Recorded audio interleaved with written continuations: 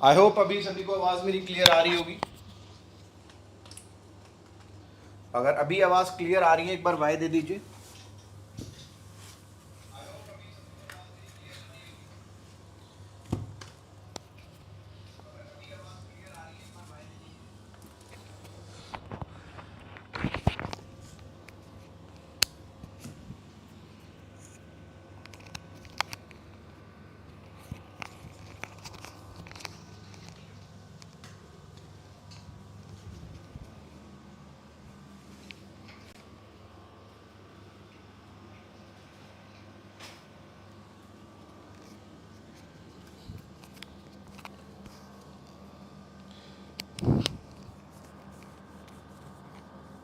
चले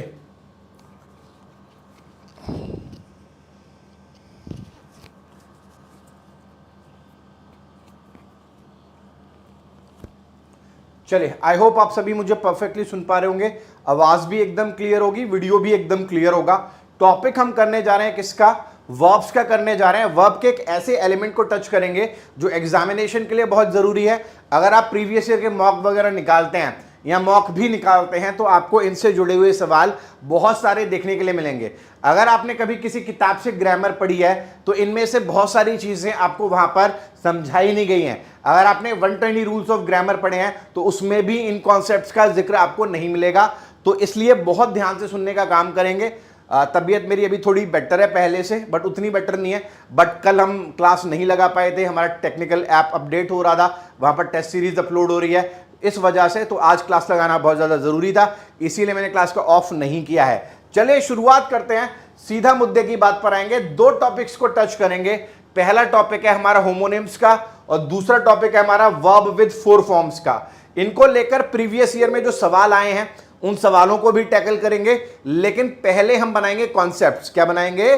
कॉन्सेप्ट्स बनाएंगे, उनको लेकर जो है बात करेंगे। क्लियर है? सबसे पहले हमें समझना है कि होमोनिम्स या होमोफोन्स होते क्या हैं। समझिएगा, जरा ध्यान से देखिएगा।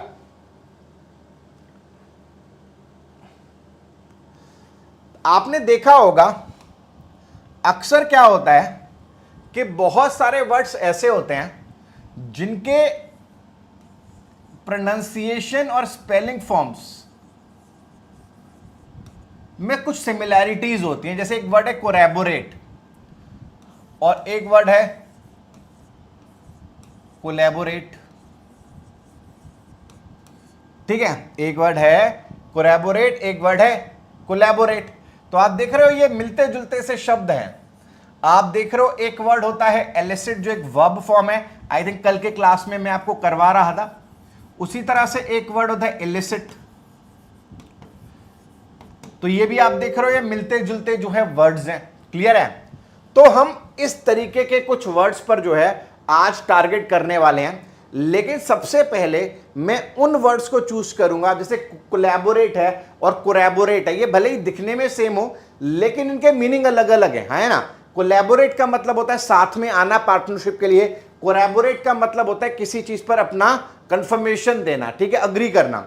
तो ये तो मीनिंग इनके अलग अलग है। लेकिन कुछ वर्ड्स ऐसे होते हैं जिनके मीनिंग भी एकदम मिलते जुलते होते हैं और इसलिए उन शब्दों में कंफ्यूजन क्रिएट होता है और इसीलिए एग्जामिनेशन में उन शब्दों को सबसे ज्यादा पूछा जाता है। ठीक है, तो सबसे पहले वो शब्द जो आपको फ्रीक्वेंटली एग्जाम में देखने के लिए मिलेंगे, फ्रीक्वेंटली मॉक टेस्ट में देखने के लिए मिलेंगे और फ्रीक्वेंटली जो है कहीं ना कहीं जब भी आप प्रैक्टिस करेंगे ये क्वेश्चंस आपके सामने आएंगे ही आएंगे।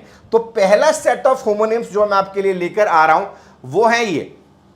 अगर आप गौर से देखेंगे तो आपको ये जो वर्ड्स लिखे हुए हैं ना, लाए, ये जो दूसरा वर्ड लिखा है ले, ये जो तीसरा वर्ड लिखा है फॉल, ये जो चौथा वर्ड लिखा है फेल, ये जो पांचवा वर्ड लिखा है राइज और ये छठा वर्ड लिखा है रेज, ये सारे अलग अलग शब्द हैं।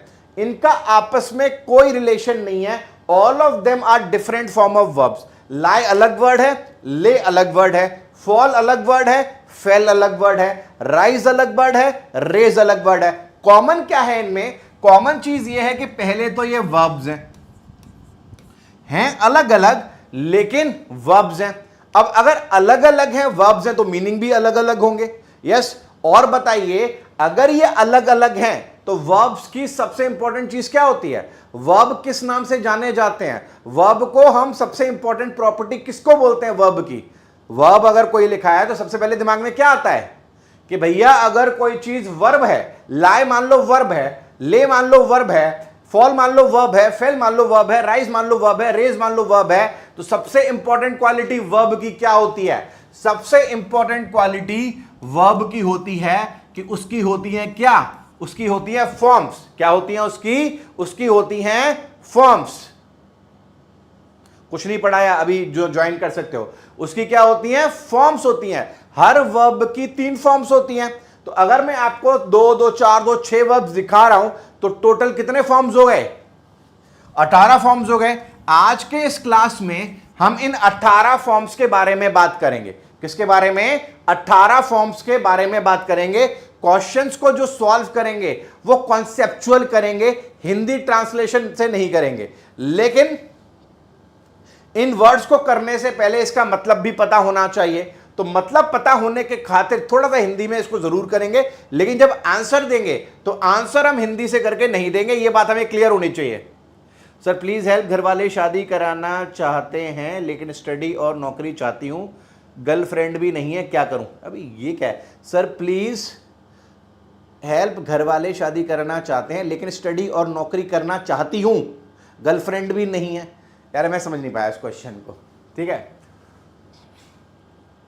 चाहती हूं, गर्लफ्रेंड भी नहीं है, मैं तो समझा नहीं, थोड़ा क्लैरिटी दो मुझे एक बार। ठीक है,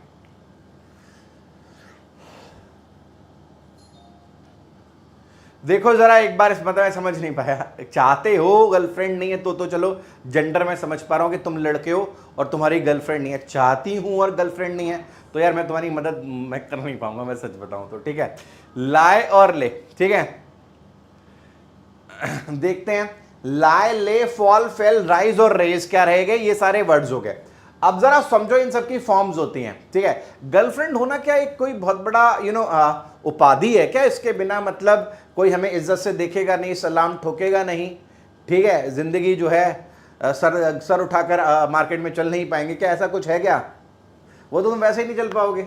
बना तो लो एक बार, देखो जरा। अगर, और ये सबके लिए लागू है, गर्लफ्रेंड बॉयफ्रेंड दोनों के लिए। तुम कहोगे सर आप तो जेंडर बायस बात कर रहे हो। देखो जरा ध्यान से सुनना इन सारे वर्ड्स को। अब अगर ये शब्द हैं, अलग अलग शब्द हैं, तो इनके अपने अलग अलग मीनिंग होंगे। अगर इनके अलग अलग मीनिंग है तो मीनिंग समझते हैं। देखो ये जो वर्ड है ना लाए, इस लाए शब्द का मीनिंग है कि कोई चीज कहीं पर पड़ी हुई है। कोई चीज कहीं पर पड़ी हुई है। जैसे आप रोड पर गए, आपने देखा 500 का नोट पड़ा। अरे 500 में तो तुम्हें हार्ट अटैक आ जाएगा। 10 का नोट पड़ा हुआ है। क्या पड़ा हुआ है? 10 का नोट पड़ा हुआ है।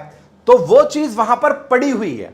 तो अगर पड़ी हुई है तो उसके लिए इस लाई वर्ड का यूज किया जाता है, किसी चीज का कहीं पड़े होना या किसी चीज का कहीं होना। ठीक है, इसके लिए हम लाई वर्ड यूज करते हैं। तो हम क्या बोलेंगे? The note is lying on the road. The note is lying on the road. आगे हम बढ़ेंगे। दूसरा जो वर्ड आपको दिखाई दे रहा है वो वर्ड है ले। ले का मतलब क्या होता है? ले का मतलब होता है किसी चीज को कहीं पर रखना। किसी चीज को कहीं पर रखना। ले का मतलब क्या होता है? किसी चीज को कहीं पर रखना। मान लीजिए पेन है मेरे हाथ में, इस पेन को मैंने अपनी हथेली पर रख दिया, तो मैं अगर इसको इंग्लिश में बोलूंगा तो कैसे बोलूंगा? I laid the pen on the palm, on my palm. मैंने इस पेन को अपने पाम पर रख दिया। तो आप देखेंगे ये जो ले वर्ड है इसका मतलब होता है रखना। आ जाइए दूसरे पर, फॉल। ये जो फॉल शब्द है इसका मतलब क्या है? इसका मतलब है गिरना। तुम जा रहे थे, काम वाली ने पोछा लगाया हुआ था, ठीक है, तुम अलग ही दुनिया में थे, तुम गिर गए, तो ये है फॉल। अब ये जो वर्ड दिख रहा है तुम्हें फेल, नीचे, तो इस फेल का मतलब क्या होता है? इस फेल का मतलब होता है गिराना। इस फेल का मीनिंग क्या होता है? गिराना। फेल का मीनिंग क्या होता है? गिराना। फॉल का गिरना, फेल का गिराना। उसी तरह से वर्ड है राइज। राइज जो शब्द है इस राइज का मतलब होता है निकलना या उगना, निकलना या उगना। The sun rises in the east, सूरज जो है ईस्ट से निकलता है या उगना, ठीक है। और ये जो वर्ड है रेज, इसका मतलब होता है उठाना। अपना हाथ उठाओ, रेज योर हैंड्स, अपना हाथ उठाओ, रेज योर हैंड। जब हम रेज यूज करते हैं तो हम जो मीनिंग दे रहे होते हैं वो मीनिंग हमारा किसका होता है? वो मीनिंग होता है हमारा उठाने का। अब आपको मैंने 5 मिनट में ये इन सब के हिंदी मीनिंग तो बता दिए, लेकिन सवाल ये है क्या ये हिंदी मीनिंग आपके एग्जाम में काम आएंगे आंसर देते हुए? आंसर है नहीं आएंगे, आंसर है नहीं आएंगे। ऐसी तिकड़म लगाएगा एग्जामिनर कि हिंदी करके आंसर निकलेगा ही नहीं आपसे। हमें क्या करना है और ये हिंदी मीनिंग क्यों लिखाए गए हैं जरा समझिए। आप जब पहले वर्ड को देखते हैं पड़ा होना, अगर कोई चीज कहीं पड़ी हुई है, कोई चीज कहीं पड़ी हुई है तो पड़े होने में कोई एक्शन है क्या? एक शराबी रोड पर पड़ा हुआ है तो वो कोई एक्शन कर रहा है क्या? पड़ा होना क्या कोई एक्शन है? आंसर है कोई एक्शन नहीं है। एक्शन नहीं है। जो चीजें एक्शन नहीं होती हैं, हैपनिंग होती हैं, वो इंट्रांजिटिव वर्ब्स होते हैं। कैसे वर्ब्स होते हैं? इंट्रांजिटिव वर्ब्स होते हैं। और इंट्रांजिटिव वर्ब्स का मतलब है इनके बाद ऑब्जेक्ट नहीं होता है, ऑब्जेक्ट नहीं होता। और अगर कोई नाउन लिखा है तो बीच में प्रपोजिशन आया होता है, बीच में प्रपोजिशन आया होता है, ठीक है। तो इंट्रांजिटिव वर्ड है, एक्शन नहीं है, इंट्रांजिटिव वर्ब है। ले का मतलब है रखना। अगर मैंने कुछ रखा तो मैंने एक्शन किया ना एक्शन। अगर एक्शन किया तो ये एक्शन वर्ब है। और ना सिर्फ ये एक्शन वर्ब है, साथ में ये जो रखना वर्ड है ये ट्रांजिटिव वर्ब है। ट्रांजिटिव वर्ब का मतलब क्या? आगे जब ये लगेगा तो इसके बाद इसका ऑब्जेक्ट लिखा जाएगा, और ऑब्जेक्ट लिखा जाएगा तो बीच में प्रपोजिशन की जरूरत होगी? नहीं होती। वर्ब और ऑब्जेक्ट के बीच में प्रपोजिशन की जरूरत होती नहीं है, याद रखेंगे। अभी एग्जांपल करेंगे तब और भी सीखेंगे। जब भी ट्रांजिटिव वर्ब होता है, अगर वो लिखा है, आगे उसका ऑब्जेक्ट लिखा है तो बीच में प्रपोजिशन नहीं चाहिए। इंट्रांजिटिव वर्ब लिखा है, आगे नाउन लिखा है, वो उसका ऑब्जेक्ट नहीं है, प्रपोजिशन चाहिए। अभी मैं एक बार एग्जांपल देकर भी समझाऊंगा। आ जाइए तीसरे पर, फॉल। फॉल का मतलब गिरना। गिरने में कोई एक्शन नहीं है। अगर मैं कहता हूं राम फेल, राम गिर गया, तो राम ने क्या कोई एक्शन कर दिया? कोई एक्शन नहीं है, गिर गया। कैसा वर्ब है? इंट्रांजिटिव वर्ब है। इंट्रांजिटिव वर्ब है मतलब जो आपका बाद में प्रपोजिशन आएगा अगर आगे नाउन जो है वो लिखा हुआ है। ऑब्जेक्ट तो होता ही नहीं है इनके बाद, ऑब्जेक्ट तो होते ही नहीं है। इसका ऑब्जेक्ट होगा, इसका नहीं होगा। फेल, फेल का मतलब होता है गिराना। मैंने तुम्हें गिरा दिया, मैं तुम्हें ले गया पहाड़ पर और कहा देखो चिड़िया, अब तुम खुद चिड़िया बने हुए घूम रहे हो। कहने का मतलब है गिराना। गिराना इज एन एक्शन। अगर ये एक्शन है तो कैसा वर्ब है ये ट्रांजिटिव वर्ब है। ट्रांजिटिव वर्ब है तो इसके बाद ऑब्जेक्ट आएगा और बीच में प्रपोजिशन नहीं आएगा। कोई याद नहीं करना, मीनिंग से पता चल रहा है। एक्शन हो रहा है, ट्रांजिटिव है, एक्शन नहीं हो रहा है, इंट्रांजिटिव है। आगे बढ़िए, राइज, उगना, कोई एक्शन नहीं है। एक्शन नहीं है तो कैसा वर्ब है? इंट्रांजिटिव वर्ब है। इंट्रांजिटिव वर्ब है तो प्रपोजिशन आएगा और आगे लिखा हुआ नाउन ऑब्जेक्ट नहीं होगा। रेज, रेज का मतलब होता है उठाना। अगर कोई चीज हम उठा रहे हैं तो एक्शन है, एक्शन है। कैसा वर्ब है? ट्रांजिटिव वर्ब है। ट्रांजिटिव वर्ब है, आगे ऑब्जेक्ट आएगा, ऑब्जेक्ट आएगा तो बीच में प्रपोजिशन आएगा या नहीं आएगा? नहीं आएगा। क्लियर है? यही हमने सीखा था पिछले क्लासेस में भी और इसी बात को जो है हम यहां पर भी लागू कर रहे हैं। क्लियर है? तो यहां पर हम क्या करेंगे, इस तरीके से जो है हमें इसको समझना है। सबके मैं आपको एग्जांपल्स दूंगा, सबके एग्जांपल्स दूंगा, आप ध्यान से सुनिएगा। क्लियर है? तो ये आपके क्या हैं, बेसिकली वर्ड्स हैं जो मिलते जुलते हैं। आपको इनका हिंदी मीनिंग भी याद नहीं रखना, आपको दो चीजें याद रखनी है। पहला कि एक्शन कौन सा है और हैपनिंग कौन सा है। और एक्शन है तो ट्रांजिटिव हो गया, हैपनिंग है तो इंट्रांजिटिव हो गया। इतना ही याद रखना है, बाकी आपका काम जो है वो बन जाएगा। जो बच्चे कल के क्लास में नहीं थे उनके रिवीजन के लिए मैं एक बार बता देता हूं ताकि उनको आगे सॉल्व ना करने में दिक्कत आए। जो वर्ब्स ट्रांजिटिव होते हैं, जैसे मैंने कहा he ordered for a book, और दूसरा ही सेट ऑन अ फ्लोर, तो आप देखोगे ये ऑर्डर्ड एक एक्शन वर्ब है, किसी को ऑर्डर करना, ये सब्जेक्ट ने एक्शन किया है। ही सेट, सेट एक्शन वर्ब नहीं है। अगर हम ऑर्डर से व्हाट पूछें, क्या ऑर्डर किया गया, तो आंसर आएगा बुक ऑर्डर की गई। जब हम क्रिया से व्हाट पूछते हैं तो जो आंसर आता है वो ऑब्जेक्ट होता है।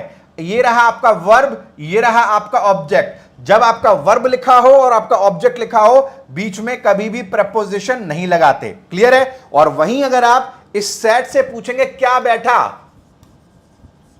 क्या बैठा, उसका आंसर फ्लोर नहीं है, फ्लोर नहीं बैठा। इसका मतलब ये ऑब्जेक्ट नहीं है। ये रहा वर्ब, ये आपका ऑब्जेक्ट है नहीं, तो इसका मतलब है प्रपोजिशन का आना तय है। प्रपोजिशन का आना क्या है? तय है। आप कुछ भी नहीं कर सकते। क्लियर है? आप कुछ भी नहीं कर सकते, ये आपको समझना पड़ेगा। ये इंट्रांजिटिव वर्ब, ये transitive verb. I hope clear हुआ होगा। पूरा का पूरा कॉन्सेप्ट हम इसी कॉन्सेप्ट पे निकाल देंगे, इसी भरोसे निकाल देंगे। क्लियर है? कुछ क्वेश्चन करके देखते हैं, गौर से सुनना मेरी बात को।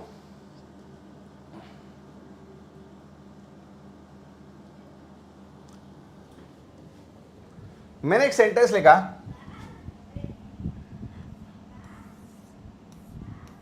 You should dash the gun down and dash on the floor. अब मान लो ये डबल फिलर तुम्हारे एग्जाम में आ जाए, ठीक है? मान लो ये डबल फिलर तुम्हारे एग्जाम में आ जाए और तुम्हें ऑप्शंस दिए जाने लगे, लाए, ले, ले, लाए, ले, ले, लाए, लाए, लाए, लेड। तो तुम तो पागल हो जाओगे अगर तुम इसकी हिंदी करने चले गए, तो तुम्हें बहुत दिक्कत आएंगी, क्योंकि तुम्हें इन सबके मतलब समान जैसे लगते हैं, सुनने में समान है, इनके मीनिंग थोड़े थोड़े सेम है। तो भाई क्या करोगे फिर तुम क्या करोगे? तो तुम्हारे पास एक सिंपल सा तरीका है जो मैंने 2 दिन में बनाने की कोशिश की है। आपके सामने जब भी ऐसा सवाल आए, आप कुछ मत करिए। सबसे पहला स्टेप 1 में आपको यह पता करना है कि जो शब्द आप लगा रहे हैं वो ट्रांजिटिव है या इंट्रांजिटिव है। आपकी सुविधा के लिए मैंने जो वहां पर वर्ड्स लिखे थे मैं दोबारा लिख दे रहा हूं, लाए, ले और लेन। दूसरा वर्ड है ले, लेड और लेड। ठीक है, ये इसकी फॉर्म्स हैं, ये आपके इंट्रांजिटिव वर्ब्स हैं, ये आपके ट्रांजिटिव वर्ब्स हैं। अब आपने देखा, आपको सबसे पहले स्टेप में यह पता करना है कि वहां पर जो वर्ब लगा है वो ट्रांजिटिव है या इंट्रांजिटिव है। कैसे पता चलेगा? You should dash the gun down. क्या आपको बाद में कोई प्रपोजिशन दिखाई दे रहा है? आंसर है नहीं दिखाई दे रहा। क्या पता चला आपको कि वर्ब यहां पर आएगा ट्रांजिटिव। यहां पर कैसा वर्ब आएगा? ट्रांजिटिव वर्ब आएगा। पहला स्टेप आपका डन है। अब ट्रांजिटिव वर्ब है तो वर्ब की 3 फॉर्म्स होंगी। स्टेप 2 में आपको क्या करना है? टेंस को आइडेंटिफाई करना है या फॉर्म को आइडेंटिफाई करना है कि कौन सी फॉर्म लगेगी। आपने स्टेप 1 में यह पता कर लिया कि इन वालों में से तो नहीं आएगा क्योंकि ये सारे इंट्रांजिटिव हैं, इन वालों में से आएगा। लेकिन अब ये तो 3 है, इन 3 में से आएगा कौन सा? उसके लिए आपको फॉर्म आइडेंटिफाई करनी है। तो देखो यहां पर हिंट दिया हुआ है, शुड लगा हुआ है। आप जानते हैं मॉडल के बाद हमें कौन सी फॉर्म चाहिए होती है? पहली फॉर्म चाहिए होती है। तो पहली फॉर्म कौन सी है? ले। यहां पर लगाइए क्या? ले, और लिखिए यू शुड ले the gun down. You should ले द गन डाउन। एंड लगा है, इसका मतलब शुड कॉमन ले लिया होगा। अगर हमें पता है यहां शुड कॉमन लिया है तो हम जरा स्टेप 1 में चेक करें तो यहां पर देखेंगे ऑन लगा हुआ है। ऑन लगा हुआ है तो वर्ब कैसा चाहिए? इंट्रांजिटिव चाहिए। इंट्रांजिटिव मतलब ऊपर वाले तीनों में से कोई एक। कौन सी फॉर्म चाहिए? शुड लगा है तो यहां पर भी पहली फॉर्म चाहिए। पहली फॉर्म कौन सी है? लाए। तो यहां पर हम क्या लिख देंगे? लाए लिख देंगे और लिख देंगे यू शुड ले the gun down and lie on the floor. कहानी खत्म, पैसा हजम। 10 सेकंड में ये सवाल आपका निकलेगा। अगर आपकी प्रैक्टिस एग्जामिनेशन में बढ़िया है, हिंदी करोगे तो ऑप्शंस आपको कंफ्यूज करना शुरू कर देंगे। क्लियर है? तो एक बार सीएल टाइप करके दो। इन दो स्टेप पे ये सारे सवाल निकल जाएंगे, सारे के सारे क्वेश्चन इन्हीं दोनों स्टेप्स पर निकलेंगे। मैं प्रीवियस ईयर के सारे सवाल लेकर आया हूं आज के क्लास में। पिछले 3 सालों में जो भी पूछा गया सब लिखकर लाया हूं आपका कॉन्फिडेंस बढ़ाने के लिए। क्लियर है? तो एक बार सीएल दीजिए मुझे।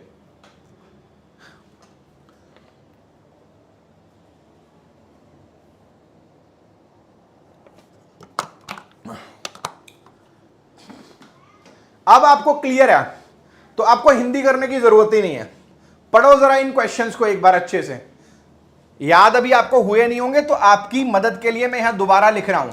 लाए, ले, लेन, ले, लेड और लेड, ट्रांजिटिव, इंट्रांजिटिव। चलिए सॉल्व करिए। Choose the sentence that is grammatically correct.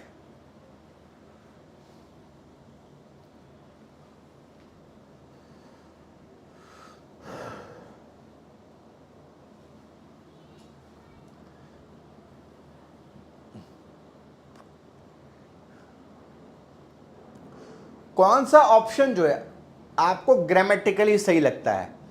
सोचेंगे तब आंसर आएगा। जल्दीबाजी मत बताइए, बचाइए, सोचिए आराम से क्या पॉसिबल आंसर्स जो हैं यहां पर हो सकते हैं। अब देखिए कुछ नहीं करना, वही काम।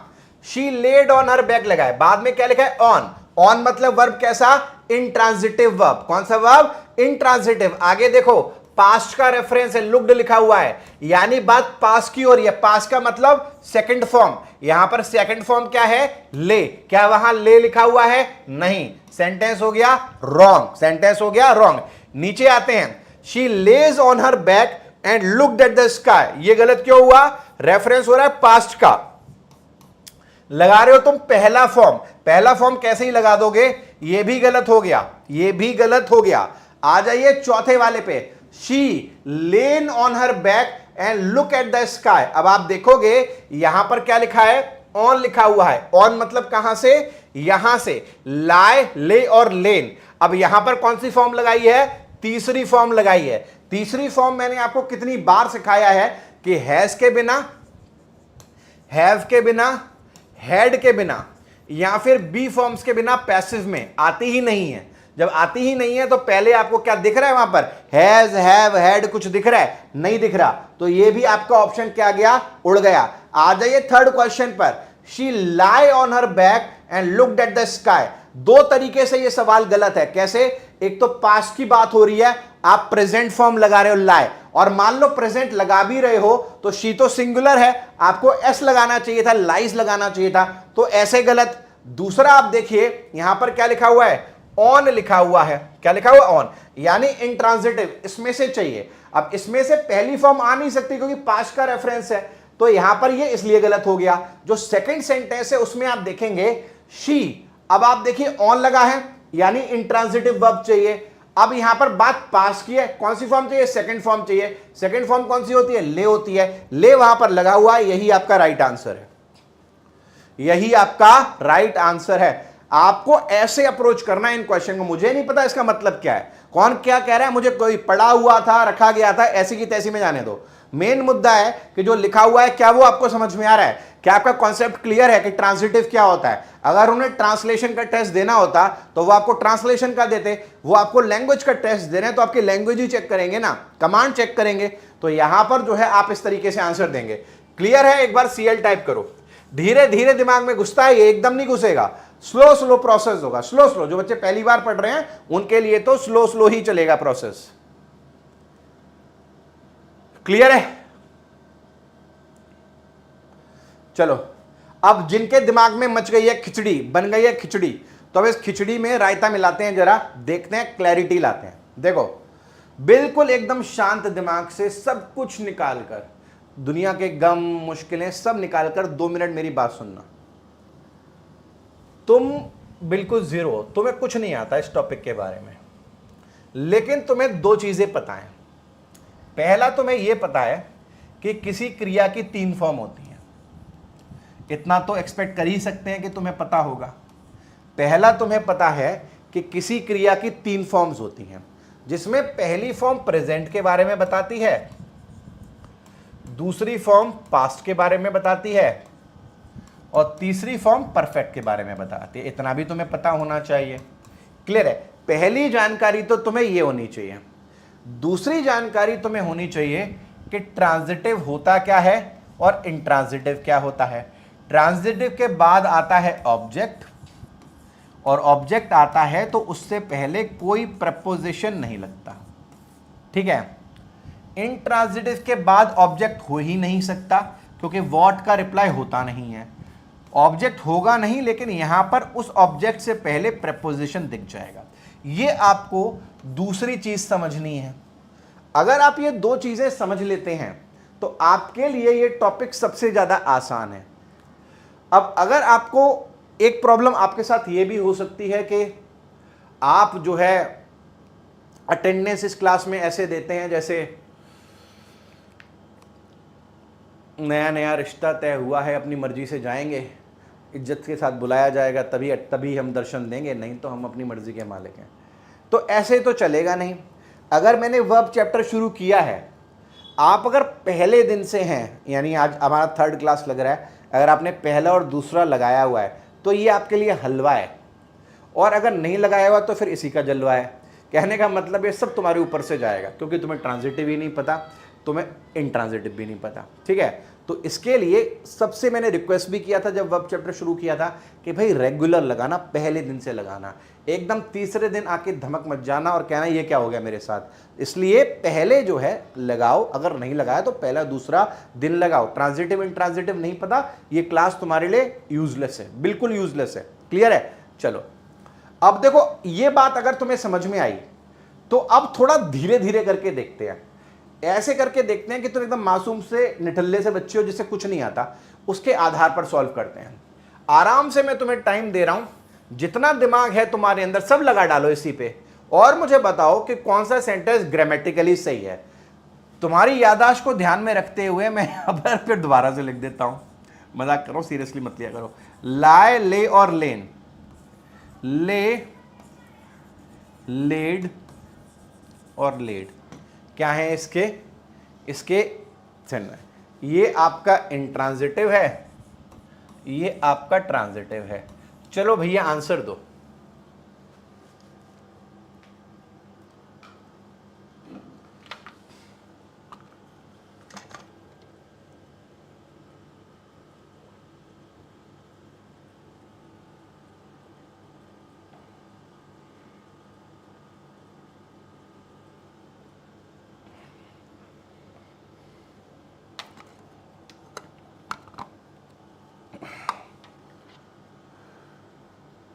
चलो जरा दिमाग लगाते हैं, धीरे धीरे वाला गेम खेलेंगे। ठीक है? अभी पहले हम सारे सेंटेंसेस में ये पता करते हैं कि वर्ब ट्रांजिटिव आएगा या वहां इंट्रांजिटिव आएगा। जैसे यहां पर लेन, क्या बाद में प्रपोजिशन दिखा? नहीं दिखा, यानी ट्रांजिटिव आएगा। ठीक है? वर्ड क्या है? लेड, क्या बाद में प्रपोजिशन दिखा? बिल्कुल दिखा, यानी इंट्रांजिटिव आएगा। तीसरा ले, क्या बाद में प्रपोजिशन दिखा? बिल्कुल दिखा, यानी इंट्रांजिटिव आएगा। आ जाइए यहां पर लाए, क्या बाद में प्रपोजिशन दिखा? नहीं दिखा, यानी ट्रांजिटिव आएगा। क्या बाद में प्रपोजिशन दिखा? नहीं दिखा, ट्रांजिटिव आएगा। यानी हमारा स्टेप 1 क्लियर है। स्टेप 1 क्लियर है का मतलब क्या है कि मान लो इन वाले वर्ड्स को मैं ए नाम दे दूं और इन वाले वर्ड्स को मैं बी नाम दे दूं, तो इसका मतलब है कि पहले वाले में बी में से शब्द आएंगे, दूसरे वाले में ए में से शब्द आएंगे, तीसरे वाले में भी ए में से शब्द आएंगे, चौथे वाले में बी में से शब्द आएंगे, और पांचवें वाले में भी बी में से शब्द आएंगे। इतना हम सीख चुके, यस और नो। ये हमारा पहला स्टेप डन है। दूसरे स्टेप में हम देखेंगे आखिर टेंस कौन सा लगाएं। तो अगर आप गौर से देख रहे हो, यहां पर लेन लगा हुआ है, वर्ब चाहिए हमें ट्रांजिटिव, लगा है लेन। आप देखिए लेन कहां लिखा है? यहां लिखा है। क्या ये ट्रांजिटिव वर्ब है? नहीं है। मान भी लेते ट्रांजिटिव है तो इससे पहले हैज हैव हैड कुछ लगा होना चाहिए था, बी फॉर्म कुछ लगा होना चाहिए था। इन्होंने तो मुंह उठा के लेन लगा दिया वहां पर, तो इसका मतलब है कि इससे ज्यादा वाहियात ऑप्शन हो ही नहीं सकता। अब ये गलत हो गया। अब हमें पता है कि ये लेन गलत है। अब सवाल है कि हम लगाएं कौन सा, पहला लगाएं, दूसरा लगाएं या तीसरा लगाएं, यानी ट्रांजिटिव का पहला लगाएं, दूसरा लगाएं या तीसरा लगाएं। तीसरा हम लगा नहीं पाएंगे क्योंकि हैज, हैव, हैड और बी फॉर्म्स नहीं है, तो तीसरा ऑप्शन उड़ गया। अब क्या है, अब हमारे पास ऑप्शन बचे हैं पहला और दूसरा। पहला हम तब लगाते हैं जब हम वर्तमान की आदतें बता रहे होते हैं या हम ऐसे कामों के बारे में बता रहे होते हैं जो हम रोज करते हैं। आई टीच एवरी डे, मैं रोज पढ़ाता हूं, पहली फॉर्म लगा रहा हूं। आई टॉट यस्टरडे, मैंने कल पढ़ाया था, एक बार पास्ट में पढ़ाया था, सेकंड फॉर्म लगा रहा हूं। तो सेकंड फॉर्म कब, जब पास्ट का यानी एक इवेंट की बात कर रहे हैं, और फर्स्ट फॉर्म कब, जब बार बार करने वाला काम वर्तमान में हम बता रहे हैं। अब जब आप इस सेंटेंस को पढ़ेंगे कि उन्होंने अपने पैर जो है रख दिए स्टैच्यू ऑफ बुद्धा पर, तो ये रोज तो करते नहीं होंगे, एक ही बार वाला काम होगा, तो ये पहले फॉर्म में तो नहीं लिखा जा सकता। सेकंड फॉर्म चाहिए हमें ट्रांजिटिव वर्ब की। ट्रांजिटिव की सेकंड फॉर्म क्या है, लेड है, तो यहां पर दे लेन नहीं होना चाहिए, दे लेड देयर फीट होना चाहिए। आपके लिए करवा रहा हूं तो बहुत धीरे धीरे बता रहा हूं, एग्जाम में तो किट किट किट आंसर ना 5 सेकंड में आपके सामने है। उसी तरह से आप दूसरे में आइए, for 3 days she had laid in the strange prison. अब आपको यहां इन पता चल गया, तो आपको पता चल गया यहां पर हमें ए में से चाहिए, यानी इंट्रांजिटिव में से चाहिए। अब इंट्रांजिटिव में से चाहिए तो हो सकता है पहला फॉर्म आए, हो सकता है दूसरा फॉर्म आए, हो सकता है तीसरा फॉर्म आए, लेकिन अगर आप गौर से देखेंगे पहले हैड लगा हुआ है। अगर पहले हैड लगा हुआ है तो हैड के बाद तो हमेशा परफेक्ट के लिए तीसरा फॉर्म आता है, तो अगर तीसरा फॉर्म आता है तो इसका तीसरा फॉर्म क्या है, लाए, ले और लेन। यहां पर आप क्या करें, यहां पर आप जो है लेन लगा दें, आपका सेंटेंस क्या हो जाएगा, सही। उसी तरह से आप तीसरे सेंटेंस में आइए, it was a moment that lay in her stomach like a week long hunger. अब आप देख रहे हैं यहां पर इन लगा है, यानी वर्ब हमें कैसा चाहिए, इंट्रांजिटिव चाहिए, यानी इन तीनों में से चाहिए। अब इन तीनों में से चाहिए तो हो सकता है पहला फॉर्म हो, दूसरा हो, तीसरा हो। हम जानते हैं यहां पर तीसरा नहीं हो सकता क्योंकि पहले हैज, हैव, हैड नहीं है और ना ही बी फॉर्म है, तो इसका मतलब है पहले और दूसरे में से कोई होगा। अब कैसे पता करें कि पहला और दूसरा है, तो आप देखिए सेंटेंस आपका पास्ट से शुरू हो रहा है। अगर आपका सेंटेंस पास्ट से शुरू हो रहा है तो आगे भी वो पास्ट फॉर्म ही लेगा। पास्ट फॉर्म कौन सी है, देखो सेकंड फॉर्म। सेकंड फॉर्म कौन सी है, ले, तो यहां पर भी क्या लिखा है, ले, यानी ये सेंटेंस जो है वो क्या है, सही है, इसमें कोई भी एरर नहीं है, एकदम ये सही लिखा हुआ है। आ जाइए जरा फोर्थ में, people often lie flowers on the grave. आपने देखा बाद में कोई प्रपोजिशन नहीं है, यानी ट्रांजिटिव वर्ब है, यानी आपको इन तीनों में से ढूंढना है। अब सवाल है कौन सा फॉर्म, पहला, दूसरा, तीसरा। तीसरा यहां पर आ नहीं सकता, यानी बच गए पहला और दूसरा। अब सवाल है कि कौन सा लगाएं, पहला लगाएं, दूसरा लगाएं। अगर आप सेंटेंस को पढ़ेंगे तो यहां पर ऑफन लिखा हुआ है। ऑफन का मतलब होता है लगभग, रोजाना या हमेशा।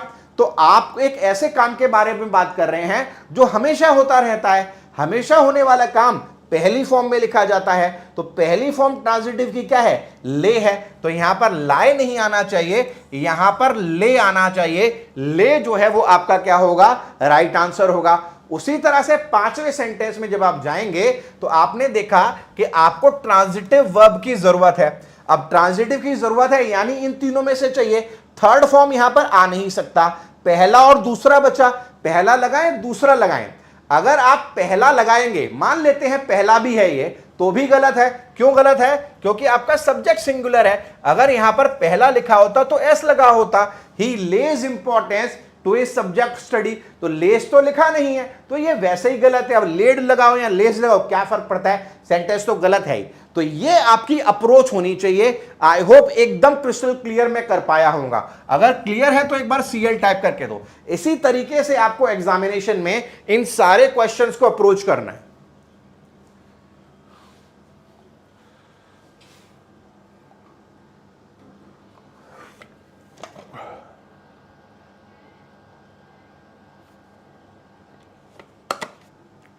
चलिए, अब अगर आपको ये क्लियर हुआ है तो जरा आगे बढ़ते हैं। अब देखिए यहां पर सेम ही है क्या ये, हाँ सेम ही है। चलो इस पे आते हैं, नेक्स्ट पे चलिए भाई। नेक्स्ट, अब देखिए मैंने क्या किया, मैंने जो वर्ब है वो चेंज कर दिया। अब ले और लाए वाले शब्द नहीं है, अब शब्द कौन से हैं, राइज और रेज्ड वाले हैं। क्या फर्क पड़ता है, कॉन्सेप्ट तो सेम ही है। राइज पहला फॉर्म है, रोज दूसरा फॉर्म है और रिजन तीसरा फॉर्म है। इसी का रेज पहला फॉर्म है, रेज्ड दूसरा फॉर्म है और रेज्ड ही तीसरा फॉर्म है। तो अब हमें पता है कि ये वाले जो हैं इनमें कोई एक्शन नहीं है, तो ये इंट्रांजिटिव वर्ब्स हैं, और इनमें एक्शन है तो ये ट्रांजिटिव वर्ब्स हैं। अब हमें वही खेल खेलना है जो हम पिछले क्वेश्चंस में खेल कर आए हैं। चलिए जरा पढ़िए, वही खेल खेलते हैं और फिर आंसर जो है वो निकालने की कोशिश करते हैं।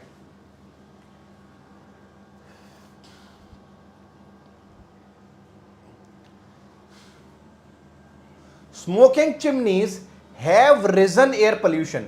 अब आपने सबसे पहले स्टेप में क्या किया, वर्ब्स को आइडेंटिफाई कर लिया। ये आपके वर्ब्स हैं। वर्ब्स को आइडेंटिफाई करने के बाद आपने देखा कोई प्रपोजिशन नहीं ट्रांजिटिव, कोई प्रपोजिशन नहीं ट्रांजिटिव, कोई प्रपोजिशन नहीं ट्रांजिटिव, कोई प्रपोजिशन नहीं ट्रांजिटिव, कोई प्रपोजिशन नहीं ट्रांजिटिव। यानी ये सारा खेल जो है सिर्फ ट्रांजिटिव वर्ब्स का है। तो ये तीनों तो मैंने उड़ा ही दिए, यानी आंसर जो है वो इन तीनों में से ही आएगा। अब इन तीनों में से आएगा तो देखिए हैव लगा है, हैव के बाद कौन सी form, third form. Third form क्या है, रेज। क्या रेज लिखा है, गलत। आ जाइए यहां पर, स्मोकिंग चिमनीज रोज, रोज कहां पर है, यहां पर लिखा हुआ है। क्या इसमें से लिखा हुआ है, नहीं, गलत। स्मोकिंग चिमनीज राइज, राइज यहां लिखा हुआ है, गलत। Smoking chimneys have raised, have के बाद कौन सा फॉर्म, थर्ड फॉर्म। क्या थर्ड फॉर्म रेज्ड है, बिल्कुल रेज्ड है, ये आपका सही। क्या राइज आ सकता है, यहां लिखा है, नहीं आ सकता। फोर्थ जो है आपका राइट आंसर है, फोर्थ जो है आपका राइट आंसर है। आई होप आपको यह भी क्लियर हुआ होगा। क्लियर है, एक बार मुझे बढ़िया तरीके से CL टाइप करके दे दीजिए सारे के सारे।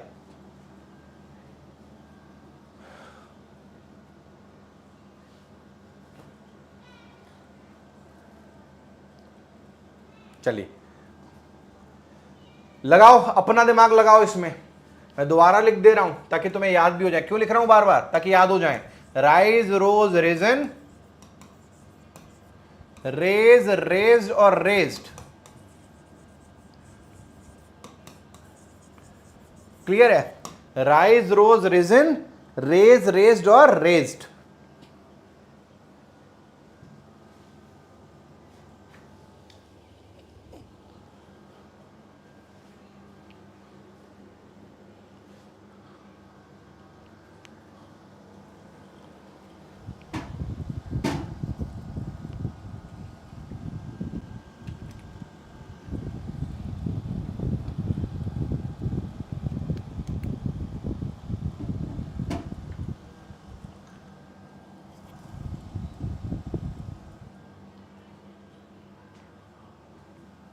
चलिए जरा दिमाग लगाते हैं। पहले वही स्टेप, प्रपोजिशन लगा है इंट्रांजिटिव, प्रपोजिशन लगा है इंट्रांजिटिव, प्रपोजिशन लगा है इंट्रांजिटिव, प्रपोजिशन नहीं लगा ट्रांजिटिव, प्रपोजिशन नहीं लगा ट्रांजिटिव। क्लियर है, इतना क्लियर हो गया हमें। अब आ जाओ पहले वाले में, स्टेम पर राइज। हमें कैसा वर्ब चाहिए, इंट्रांजिटिव। ये रहे आपके इंट्रांजिटिव वर्ड कि उसका जो गुस्सा है वो उसकी आवाज के साथ जो है क्या हो जाता है, बढ़ जाता है। मान लेते हैं ये पहला फॉर्म है। अगर ये पहला होता तो भी तुम्हें एस तो लगाना ही पड़ता ना, राइजेस लिखना पड़ता, तो ये गलत हो गया। बीच में आइए, ऑल द मेंबर्स रेज, कैसा वर्ब, इंट्रांजिटिव। इंट्रांजिटिव, क्या रेज लिखा हुआ है, नहीं लिखा हुआ, गलत हो गया। दे रेज फ्रॉम, कैसा वर्ब, इंट्रांजिटिव। क्या रेज लिखा है, नहीं लिखा, गलत हो गया। यहां पर देखिए हैव, कौन सी फॉर्म चाहिए, थर्ड, ट्रांजिटिव की। थर्ड फॉर्म रेज होती है, बिल्कुल लेती है। ये रहा आपका सही सेंटेंस। ही रोज, बाद में प्रपोजिशन नहीं, ट्रांजिटिव। क्या ट्रांजिटिव वर्ब होता है रोज, नहीं होता, तो ये भी गलत हो गया। तो इतना सा अप्रोच है, इसी तरीके से जो है आपने करना है।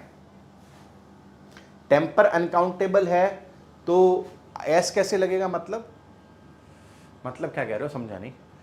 आपके जो अनकाउंटेबल नाउन्स होते हैं उनको सिंगुलरली ट्रीट किया जाता है, और उनके बाद अगर क्रिया लगाई जा रही है तो उसमें एस और एस लगाया जाता है, उसमें एस और एस हर सिंगुलर चीज के साथ एस और एस लगता है। आपका काउंटेबल नाउन सिंगुलर है तो भी एस एस लगेगा, जैसे मैंने कहा बॉय प्लेस क्या है, क्या है, एस लगा हुआ है। गोल्ड सेल्स, गोल्ड क्या है, अनकाउंटेबल है, लेकिन आगे सेल लिखूंगा तो एस लगाऊंगा, सेल्स जो है वो राइट आएगा। क्लियर है? चलो भाई अब अगले पे आ जाते हैं।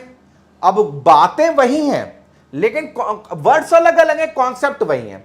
कॉन्सेप्ट देखिए, फॉल, फेल और फॉलन, फॉल, फेल और फॉलन, इनका मतलब गिरना होता है, इंट्रांजिटिव वर्ब है। फेल, फेल्ड और फेल्ड, इनका मतलब गिराना होता है और ये ट्रांजिटिव है, सॉरी क्या है, ये ट्रांजिटिव है। आपको अब तो देखो इतना समझ में आ गया होगा, आपको कुछ नहीं करना, सेम उसी लॉजिक को लगाना है जो हम लगा रहे हैं। आप मीनिंग भी ना निकालें तो भी आप आंसर दे देंगे। द लेबोरियस मैन, पहले कैसा देखना है, पता करना है, कोई प्रपोजिशन नहीं ट्रांजिटिव, कोई प्रपोजिशन नहीं ट्रांजिटिव, कोई प्रपोजिशन नहीं ट्रांजिटिव, कोई प्रपोजिशन नहीं ट्रांजिटिव, कोई प्रपोजिशन नहीं ट्रांजिटिव। ठीक है, बाद में कोई प्रपोजिशन नहीं है। अगर यानी सारे ही ट्रांजिटिव चाहिए तो तुम तोड़ ही जाओ यहां से। अब बचा 3 बचे। The laborious man failed 5 trees down, जो मेहनती आदमी था उसने 5 पेड़ गिरा दिए, ऐसा हो सकता है, बिल्कुल सही लग रहा है। दूसरे में आइए, द लेबोरियस मैन फेल, अब मान लेते हैं ये पहला फॉर्म है इसका फेल, लेकिन अगर पहला फॉर्म है तो एस लगा होना चाहिए था, तो इसको भी उड़ाना पड़ेगा। The laborious man fall, fall तो यहां पर इंट्रांजिटिव में हो ही नहीं सकता। The laborious man fallen, third form कभी बिना हैज हैव के आती नहीं है, और दूसरा ये इंट्रांजिटिव है, ये भी नहीं हो सकता। The laborious man has fallen, fallen has के बाद थर्ड फॉर्म आती है, सही बात है, लेकिन फॉलन कौन सा वर्ब है, इंट्रांजिटिव का है, तो यहां पर ये भी सही नहीं हो सकता। आपका जो राइट आंसर है वो है 1, the laborious man failed 5 trees down, मेहनती आदमी ने जो है 5 पेड़ जो है वो गिरा दिए। ठीक है, मैंने आपको वैरायटी ऑफ क्वेश्चंस करवाए हैं आपके दिमाग में कॉन्सेप्ट को बिठाने के लिए। अगर आप कोई भी किताब खोल देंगे तो ये सवाल आपको हिंदी के अर्थ के साथ करवाए जाते हैं कि इसका हिंदी का अर्थ ये है, ऐसे सॉल्व होगा। हिंदी के अर्थ से सॉल्व नहीं होंगे, आपको बहुत कंफ्यूज करेंगे। कारण यह है कि इनके जो मीनिंग है वो मिलते जुलते हैं, एक जैसे हैं थोड़े थोड़े, वो सिर्फ जो है कॉन्सेप्ट से ही सॉल्व हो सकते हैं। चलो इसको भी सॉल्व करो, इसको भी सॉल्व करिए एक बार।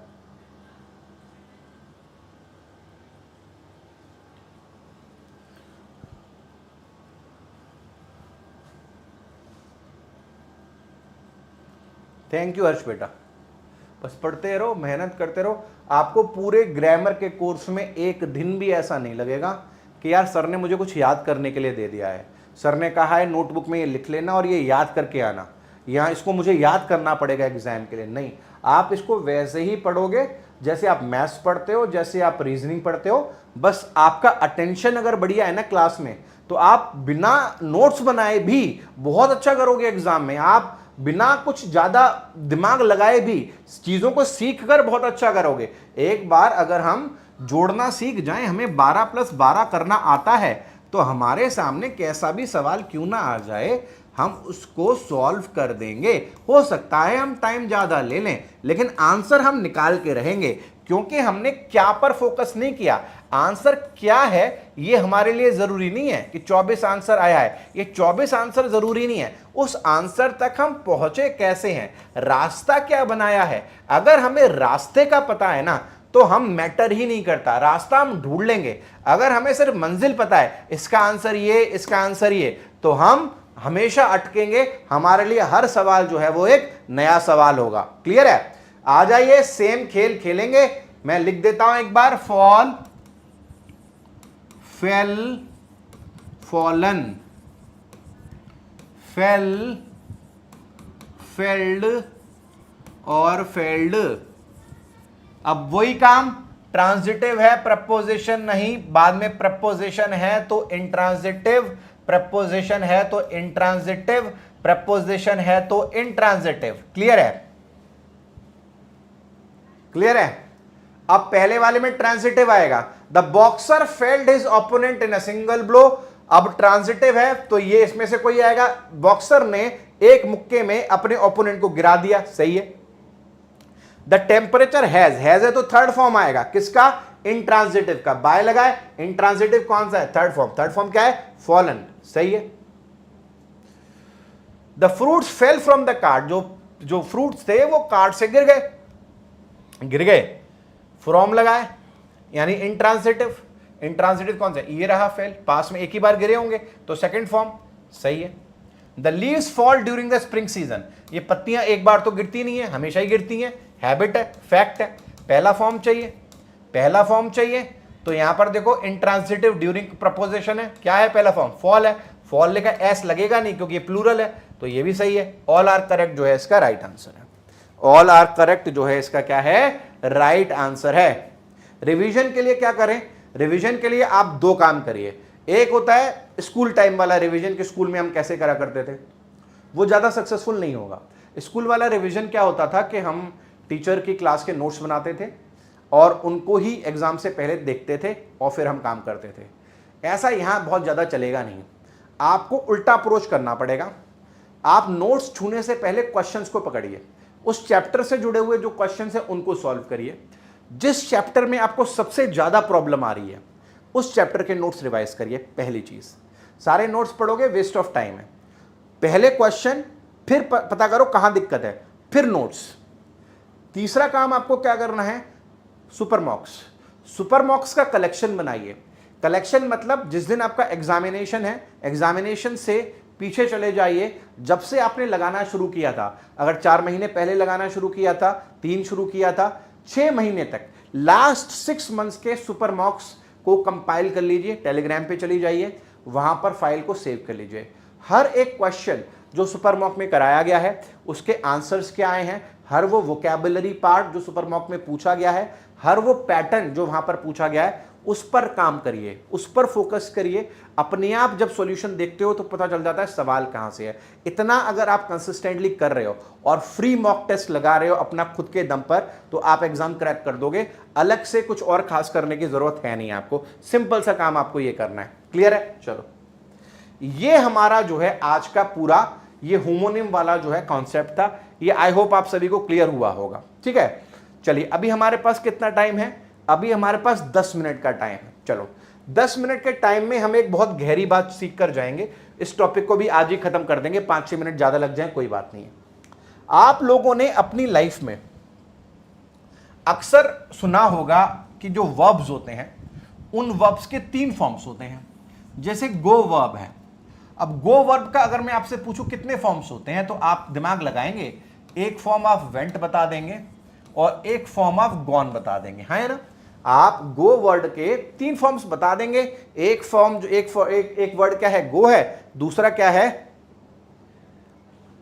बिल्कुल हेल्प करेगा अगर आप स्टेट पीएससी कर रहे हैं, आप एसएससी कर रहे हैं। देखिए जो बच्चा बैंक की तैयारी कर लेता है और जिसने ग्रामर बढ़िया कर रखा है, रीडिंग उसका वैसे ही बढ़िया होता है क्योंकि बैंक में रीडिंग बहुत अच्छी आती है, तो मेरा मानना है जो बच्चा बैंक की तैयारी करता है ना, उसको आप कोई भी एग्जामिनेशन दिलवा दो, एसएससी का दिलवा दो, एनडीए का दिलवा दो, सीडीएस का, इवन वो कैट में भी बढ़िया कर सकता है अगर वो ढंग से तैयारी कर रहा है। लेकिन अगर मान लो एसएससी का बच्चा है, वो एसएससी का कोर्स कर रहा है, वो बैंक नहीं झेल पाएगा, वो नहीं झेल पाएगा बैंक। ठीक है, लेकिन बैंक का बच्चा जितने भी एग्जामिनेशन है सारे झेल जाएगा अगर बात अंग्रेजी की करूं तो, क्योंकि अच्छे लेवल की आती है।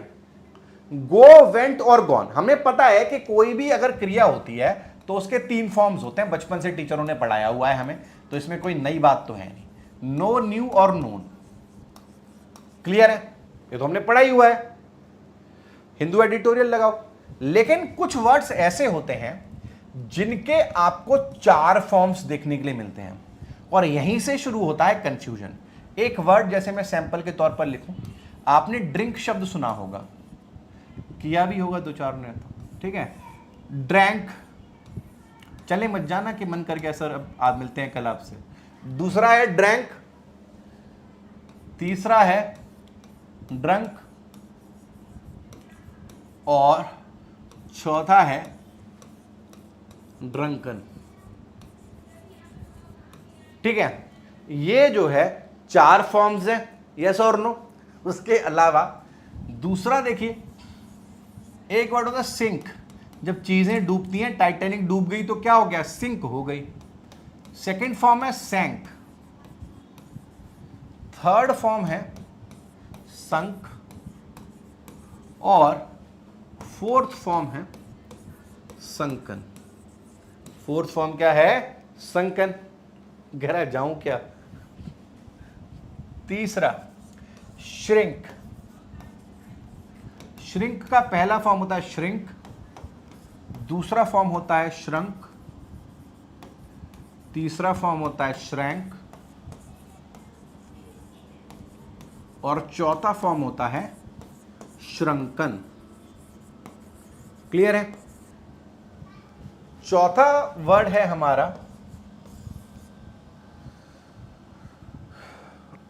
चौथा वर्ड है हमारा मेल्ट। पहला फॉर्म होता है मेल्ट, दूसरा फॉर्म होता है मेल्टेड, तीसरा फॉर्म होता है मेल्टेड, चौथा फॉर्म होता है मॉल्टन।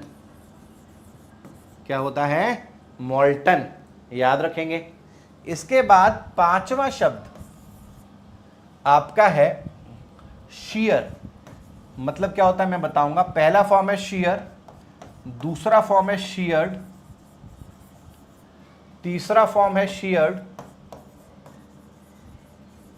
और चौथा फॉर्म है शॉर्न। ठीक है। इसके अलावा कुछ और वर्ड्स हैं। छठा वर्ड है लोड।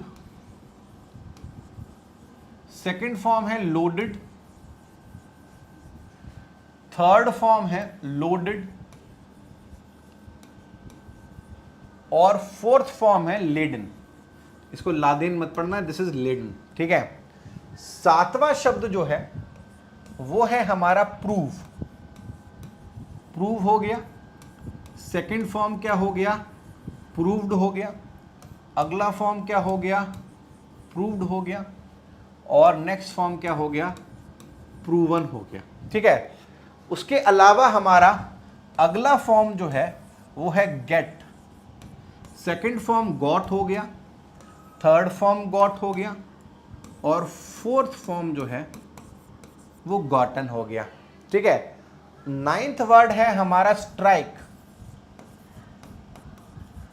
पहला फॉर्म स्ट्राइक हो गया, दूसरा फॉर्म स्ट्रोक हो गया, तीसरा फॉर्म स्ट्रक हो गया, और चौथा फॉर्म स्ट्रिकन हो गया।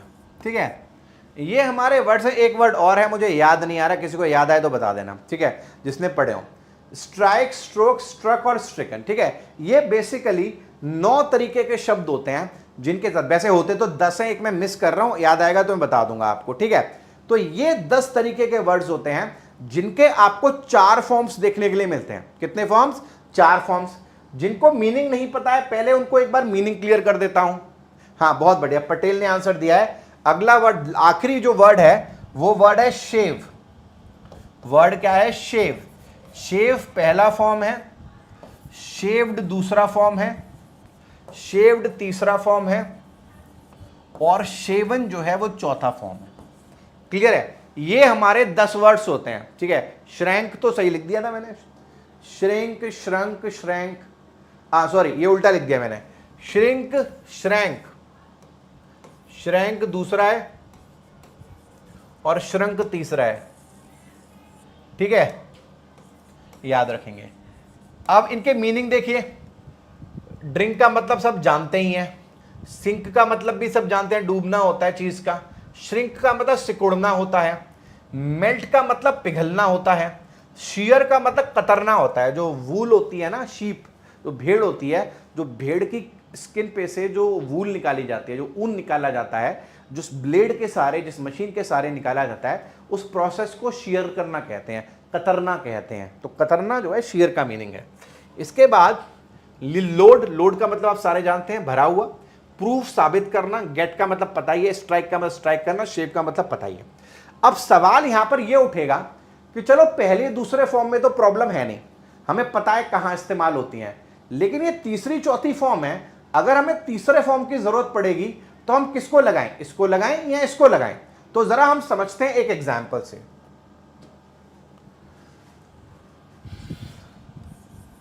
This is a newly got shirt and I have gotten it from my brother. दूसरा question, this is a proved theory and Einstein has proven it. ठीक है, अब अगर आप देखोगे, अगर आप गौर से देखोगे तो मैंने ये दो क्वेश्चंस आपके सामने लिखे हैं। अब ये दो क्वेश्चंस आपको समझा देंगे बहुत अच्छे से। अगर आपको पहली क्लास याद है तो मैंने आपको सिखाया था कि जो हमारी वर्ब की थर्ड फॉर्म होती है वो दो काम करती है। एक काम तो करती है क्रिया का ही, तीसरी फॉर्म बन जाती है, जैसे ही हैज नोन मी, तो ये नोन क्या है, वर्ब का थर्ड फॉर्म है, हैज के बाद लगा हुआ है। लेकिन एक काम और ये करती है, ये एडजेक्टिव का भी काम करती है। The known man came to meet me, तो इस केस में जो है ये जो नोन है ये क्रिया नहीं है, ये इस मैन के बारे में बता रहा है, और नाउन के बारे में जो बताता है वो एडजेक्टिव होता है। पहले क्लास में बहुत जोर दे के मैंने समझाया था कि अगर पहले हैज, हैव, हैड और बी फॉर्म्स लगे हैं तभी ये थर्ड फॉर्म होगी, अन्यथा ये एडजेक्टिव का काम करेगी। ये बात मैंने आपको क्लास में बहुत समझाई है। आपको भी सिर्फ इतना याद रखना है कि जितने भी वर्ब्स हैं 99.999% वर्ब्स, वहां पर क्या होता है, तीसरे ही फॉर्म को वर्ब बना देते हैं और तीसरे ही फॉर्म को एडजेक्टिव बना देते हैं। लेकिन ये जो 10 वर्ड्स हैं इनमें हम ऐसा नहीं करते। जब हमें क्रिया की जरूरत होती है तो हम ये वाले फॉर्म्स लगाते हैं, तीसरे वाले फॉर्म्स लगाते हैं। जब हमें क्रिया की जरूरत होती है तो हम ये वाले फॉर्म्स लगाते हैं, और जब हमें एडजेक्टिव की जरूरत होती है तो हम चौथे वाले फॉर्म्स लगाते हैं, ये वाले फॉर्म्स लगाते हैं। कैसे, जरा यहां पर देखो, इस क्वेश्चन को पढ़ो। This is a newly got shirt and I have gotten it from my brother. अब आप जानते हो कि यहां पर गॉट लिखा है, इससे पहले ना हैज है, ना हैव है, ना हैड है, ना इज है, कुछ भी नहीं है। इसका मतलब है यहां पर हमें जरूरत है एडजेक्टिव की, और थोड़ा कॉमन सेंस लगाएंगे तो बाद में नाउन भी लिखा है तो नाउन से पहले एडजेक्टिव ही आएगा। वहीं अगर हम इधर जाएं तो हमें पता है इससे पहले हैव लगा हुआ है, यानी हमें जरूरत है यहां पर वर्ब की थर्ड फॉर्म की। तो यहां हमें वर्ब की थर्ड फॉर्म लगानी है, यहां हमें एडजेक्टिव लगाना है। जरा पीछे जाइए जरा, वर्ब की थर्ड फॉर्म क्या है, गॉट है, और एडजेक्टिव क्या है, गॉटन है। तो अगर हमें एडजेक्टिव चाहिए तो यहां पर हमें गॉटन लिखना पड़ेगा, और अगर वर्ब चाहिए तो यहां पर हमें गॉट लिखना पड़ेगा, और लिखना पड़ेगा this is a newly gotten shirt and I have got it from my brother. ये जो है मेरा राइट आंसर होगा। क्लियर है? उसी तरह से जब आप दूसरे सेंटेंस में आएंगे तो आप 2 सेकंड में समझ जाएंगे कि यहां पर ये जो प्रूव्ड लिखा हुआ है ये थर्ड फॉर्म ना होकर ये एडजेक्टिव है, और यहां पर जो ये लिखा हुआ है ये एडजेक्टिव ना होकर थर्ड फॉर्म है क्योंकि हैज लगा हुआ है। तो यहां पर तो आपको एडजेक्टिव चाहिए और यहां पर आपको थर्ड फॉर्म चाहिए। अगर आप जाएंगे तो आप देखेंगे कि थर्ड फॉर्म है प्रूव्ड और एडजेक्टिव है प्रूवन। तो आप क्या करें, एडजेक्टिव है प्रूवन तो लिखिए this is a proven theory and Einstein has proved it. बात समझ में आई? बात समझ में आई? इस तरह से लिखेंगे। उसी तरह से मैंने कहा the sunk ship was first spotted by a few fishermen according to the news it had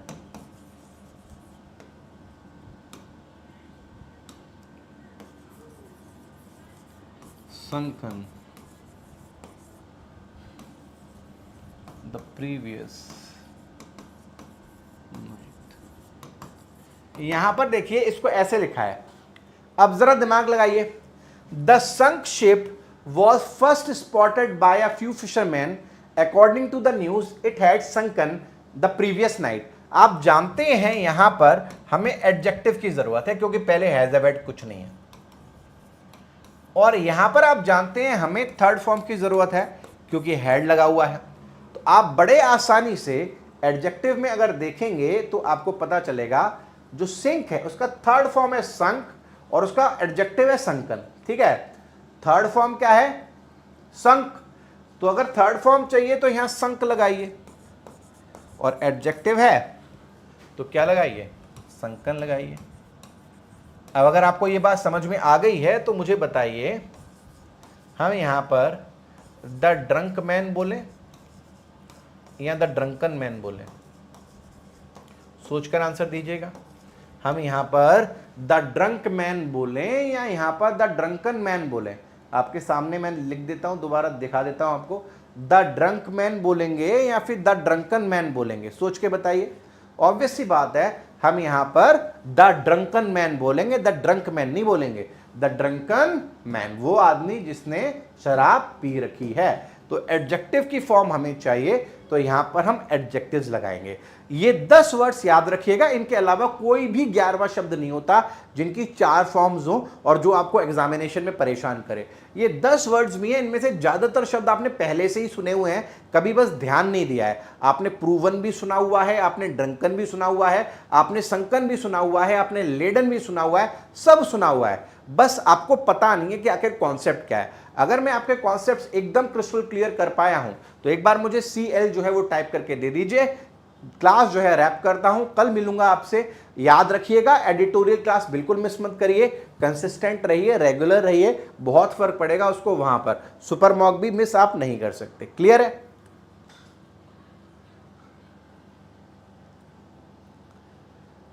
चलिए, थैंक यू वेरी मच, मिलते हैं आपसे। प्लीज अपना ध्यान रखिएगा।